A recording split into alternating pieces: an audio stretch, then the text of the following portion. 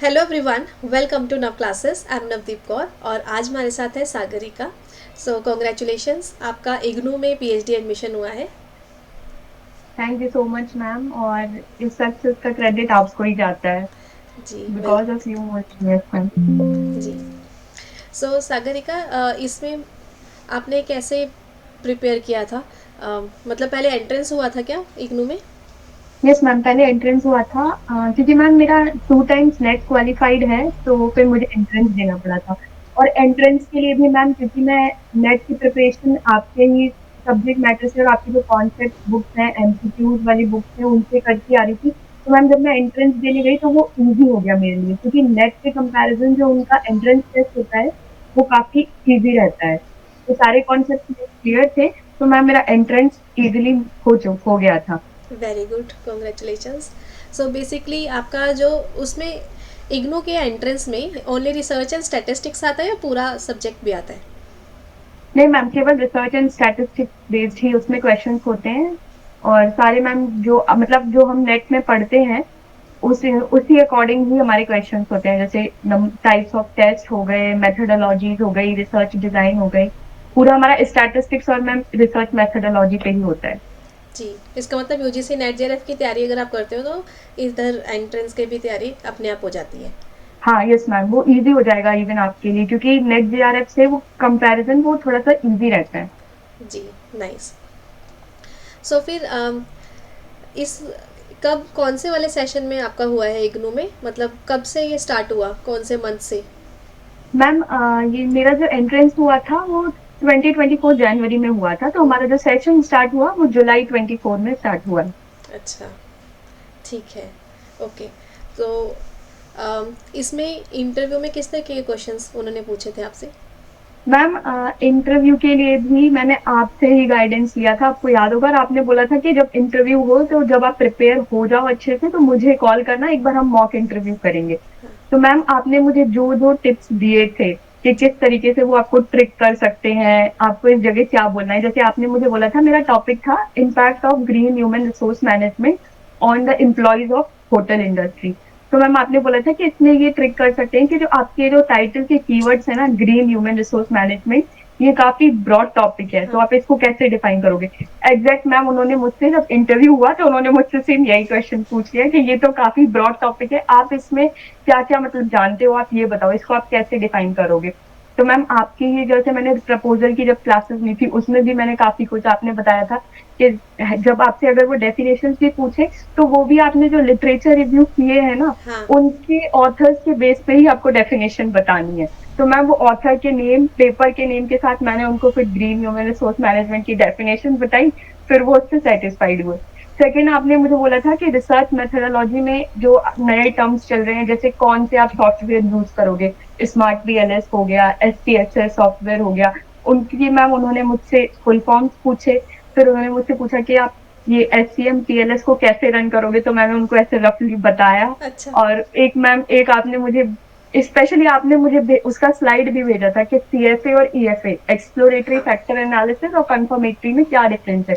At the last moment ma'am जब interview over होने वाला था, उन्होंने मुझसे ये क्वेश्चन ट्रिक कर लिया कि आप इसमें क्या जानते हो। मतलब पूरा मैम वो जो इंटरव्यू में पूछते हैं क्वेश्चन, वो आपके मेथोडोलॉजी से ही रिलेटेड होंगे जी। सारे।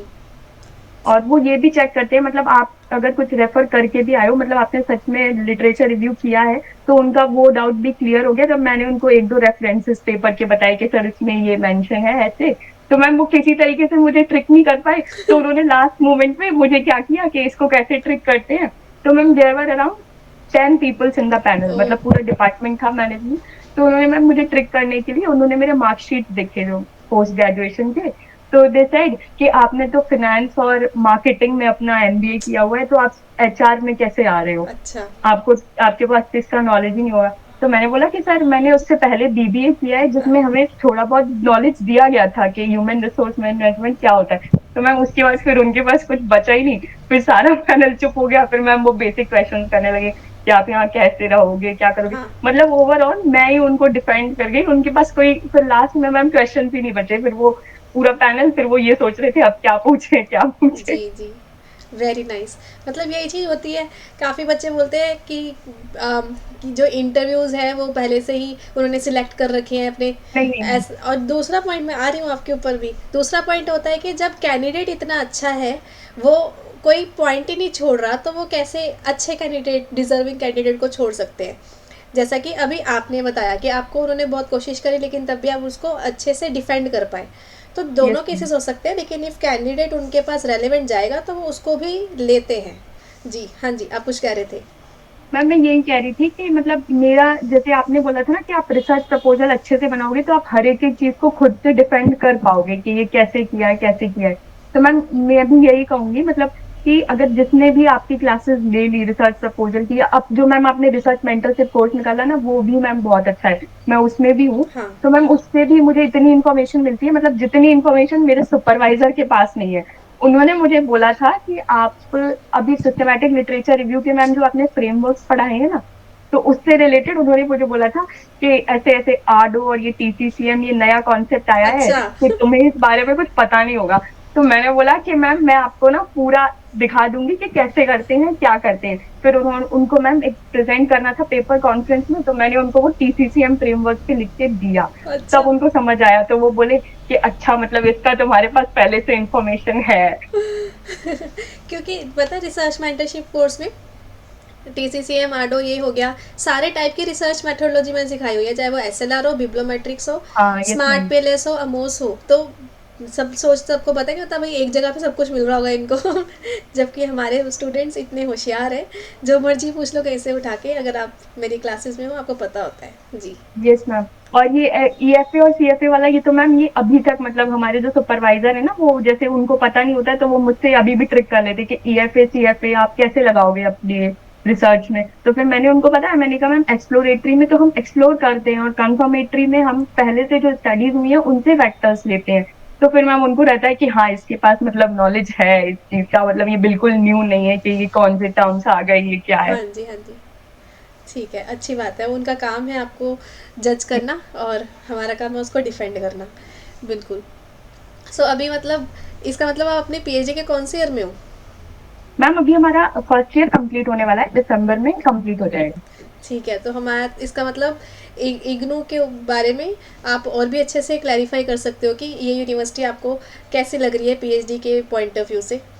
मैम पीएचडी के पॉइंट ऑफ व्यू से मैं कहूंगी कि अगर कोई सोच रहा है और काफी डाउट्स हैं उसके मन में, तो वो बिना किसी डाउट के यहाँ आ सकता है, क्योंकि सुपरवाइजर्स भी जो है ना मैम काफी हेल्पफुल हैं। और इवन हमारे जो सीनियर्स भी हैं जो कर रहे हैं, वो भी मैम काफी हेल्पफुल है, आपको कोई ऐसा मतलब कोई इशू नहीं रहेगा। और अगर किसी के माइंड में ये हो कि हाँ इंटरव्यूज वगैरह सब फिक्स होता है, तो ऐसा कुछ नहीं है। अगर आपके पास नॉलेज है तो आप उनको डिफेंड कर दोगे जैसे मैंने बताया, फिर उनके पास कोई ऑप्शन नहीं बचेगा, वो आपको सेलेक्ट करेंगे ही करेंगे ही करेंगे। करेंगे। बस आपके कॉन्सेप्ट क्लियर होने चाहिए। हाँ जी। तो आप अभी मैनेजमेंट डिपार्टमेंट में हो वहाँ पर, यस मैम, मैं और रेगुलर मैनेजमेंट। जाते हो? मैम रेगुलर तो नहीं, क्योंकि अभी मेरा जेआरएफ नहीं है, जेआरएफ की भी मैम मैं प्रिपरेशन साइड टू साइड कर रही हूँ। जी। बट अभी मैम हमें जाना रहता है, जैसे मंथ में हमें 2 बार सुपरवाइजर से मिलना ही है, वो कंपल्सरी है। ठीक है, और कोर्स वर्क के लिए डेली जाना होता था? हाँ मैम, कोर्स वर्क के लिए आपको डेली जाना है। ठीक है। चलो, एनीथिंग एल्स आप ओवरव्यू देना चाहते हो रिसर्च या पीएचडी? मैम रिसर्च और पीएचडी से रिलेटेड मैं यही ओवरव्यू दूंगी। सबसे पहले तो अगर आप नेट करके आ रहे हो, जैसे हाँ मैं जी। गई थी, तो मैं सबको तो यही सजेस्ट करूंगी कि आप है ना जेआरएफ करने का ही सोचो। मैम मैं मेरा बताऊं, मेरा 2 बार नेट क्यों हुआ, क्योंकि मैं सच सच में जॉब भी कर रही थी कॉर्पोरेट सेक्टर में। तो इस वजह से मैम फर्स्ट टाइम तो जब एग्जाम में बैठी नेट निकला, तो उसमें तो कॉन्सेप्ट समझने में ही किस तरीके का पेपर आता है ये सब समझने में निकल गया। और सेकेंड टाइम जॉब कर रही थी, तो वो थोड़ा टाइम फ्लक्चुएशन की वजह से नेट ही सेकेंड टाइम भी मेरा क्वालिफाई हुआ। बाकी जो लोग आ रहे हैं पीएचडी में, तो वो पहले जेआरएफ को ही ट्रैक करें, क्योंकि मैं मुझसे ये भी है कि जो जेआरएफ कैंडिडेट्स हैं, जैसे मैं फुल टाइम स्कॉलर हूँ, लेकिन जेआरएफ अगर आप कर लेते हो तो आप यूनिवर्सिटी, आपको रेगुलर जाना होगा, उससे आपको और एक्सपोजर मिलता है। जो हम जी। जैसे जिन्होंने केवल नेट किया हुआ है, जो रेगुलर नहीं जा रहे, उनको इतना एक्सपोजर नहीं मिलता है। और बाकी रही पीएचडी में इंटरव्यू में सेलेक्ट होने की बात, रिसर्च पेपर या आगे पीएचडी जर्नी के लिए, तो आप लोग मैम को ज्वाइन कर सकते हो। मैम सारी आपका हैंड टू हैंड सब कुछ आपको अच्छे से बताएगी। और इवन मैम जिस तरीके से आप कॉन्सेप्ट क्लियर करते हो, मैंने इतनी मैम, और भी मैं नाम नहीं लूंगी, लेकिन मैंने और भी लोगों को देखा है, मुझे कुछ समझ नहीं आता। आपका ही मुझे समझ आता है, क्योंकि मैम आप हर एक चीज ना, सबसे अच्छी चीज है कि एक स्पून फीडिंग वाला सिस्टम वो यहाँ नहीं चलता। आपको जो करना है खुद करना है, क्योंकि जब तक हम खुद से चीजों में जाएंगे नहीं, खुद से एक्सपीरियंस लेंगे नहीं, तो हम कुछ नहीं कर पाएंगे। जब हम प्रपोजल खुद ही नहीं बनाएंगे, हम किसी और से बनवा लें या फिर कुछ ऐसे करके, तो आप फिर पीएचडी इंटरव्यू में डिपेंड भी नहीं कर पाओगे। Ma'am yes. है बहुत से स्टूडेंट जो मतलब मुझसे पूछते हैं कि कैसे करना है, फिर मैं उनको बोलती हूँ अगर आपने प्रपोजल बनाया है, वो मुझसे क्वेश्चन पूछते हैं हाँ कि ये इसमें ऐसे कैसे। मैंने कहा जब आपने प्रपोजल बनाया है तो आप इसका आंसर आपको पता होगा हाँ ना कि ये कैसे या कैसे नहीं है। तो मैम उनका ये रहता है, तो मैं सबको यही कहूंगी कि मैम का रिसर्च मेंटरशिप वाला कोर्स लो, और जो लोग नेट करें मैम के कोर्सेज के अलावा कहीं जाने की जरूरत नहीं है। सब कुछ आपको A to Z net preparation से लेके पीएचडी तक जब तक आपकी कंप्लीट होगी, मैम के साथ ही रहो सब लोग, मैम आपका अच्छे से सब कुछ सिखा देगी और सब कुछ इजीली हो जाएगा। जी, वेरी गुड। सो आपका सब्जेक्ट क्या है इसमें? मैम मेरा subject ma'am general HR, management हाँ। में एंटरप्रेन्योरशिप। अच्छा, एंटरप्रेन्योरशिप। तो जो आप यस। प्रपोजल में लेके गए थे, उससे चेंज हुआ है अब आगे जाके हाँ टाइटल? यस मैम, उससे उससे चेंज हुआ था। वो उन्होंने एचआर के लिए मुझे, पहले मैं उनको काफी इंसिस्ट करती रही, लेकिन उन्होंने फिर मुझे बोला कि नहीं आप एंटरप्रेन्योरशिप ठीक रहेगा तो आप उसी में करो। हाँ, क्योंकि वो चीज़ होती है हाँ मैम वो होता ही है काफी, सुपरवाइजर। मैंने देखा, हाँ हाँ। काफी, क्योंकि मेरे साथ भी जितने जो सेलेक्टेड हैं उनका भी मैम काफी का चेंज हुआ है टॉपिक, मतलब जो वो लेके आए थे जिसमें जैसे कोई फाइनेंस में करना चाहता था, एक हमारे कैंडिडेट थे वो मैम टैक्स में लेके आए थे अच्छा। अपना प्रपोजल कि मुझे टैक्स में ही करना है। लेकिन फिर बाद में जब उनका प्रेजेंटेशन हुआ प्रपोजल का, तो फिर उसके बाद गाइड सिलेक्शन के बाद एक सिनॉप्सिस प्रेजेंटेशन होता है, तो मैम उसमें वो टेक्स्ट से रिलेटेड लेके आए थे, लेकिन उनको फिर बाद में बता दिया कि इसमें ये कंस्ट्रेंट रहेंगे, आप डेटा कैसे कलेक्ट करोगे, ऐसे कौन देगा, तो फिर उनका वो भी टॉपिक चेंज हुआ फिर मैम। हाँ जी, वो हो जाता है, मेरा खुद का चेंज हो गया था। तो क्योंकि गाइड का अपना जो सब्जेक्ट एरिया होता है ना, वो उसके है साथ ना, हाँ। मैच करते यस। हैं, क्योंकि उनकी एक्सपर्टीज़ वहाँ पे ग्रो होनी है यस इसलिए। मैम। ठीक है। सो बहुत अच्छा लगा मेरे को, तो पुरानी यादें ताज़ा हो गई आपके साथ डिस्कशन करके।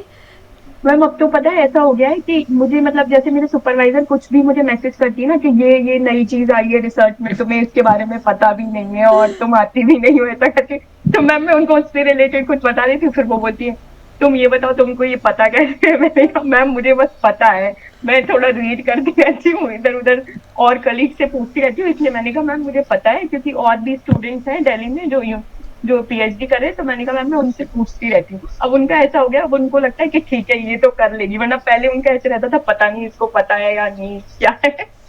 जी जी, बहुत बढ़िया। तो सही है।